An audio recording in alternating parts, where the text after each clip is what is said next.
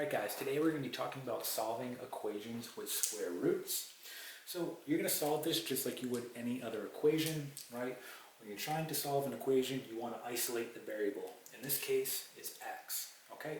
So in order to solve this, we want to move our terms over to one side and isolate that x. So I'm going to go ahead and move this guy over. So we're going to subtract, right, 2 square roots of 3 on both sides, right?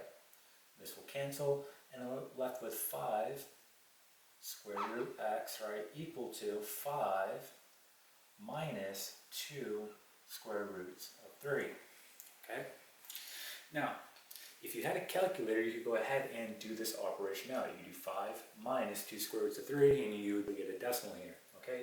But let's keep doing it by hand. So think about what I need to do now. All right, so how can I do this by hand? Well, if I go ahead and square both sides, let's see what happens. So if I do 5 square root of x, and I'm going to square this whole thing, and now I'm going to have 5 minus 2 square roots of 3, right? And we're squaring this whole thing, okay? Well, look what happens here.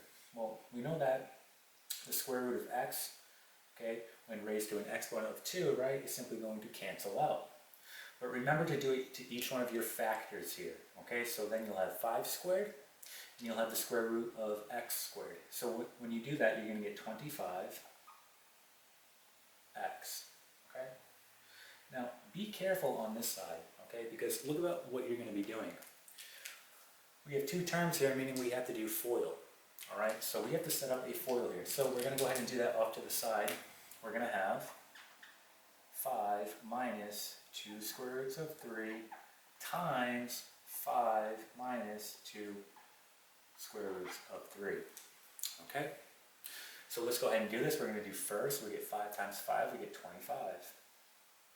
Outside, 5 times a negative 2 square roots of 3, we're going to get negative 10 square roots of 3. Same thing here, we're going to get negative 10 square roots of 3, because we just did the inside.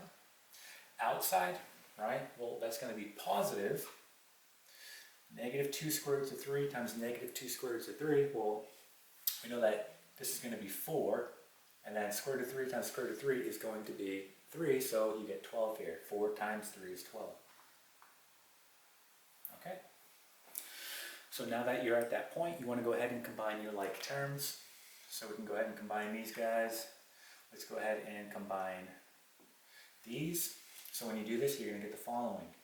You're going to get 37, okay, minus 20 square root of 3, okay? So let's go back to this point. Now we know what this is. So we have 37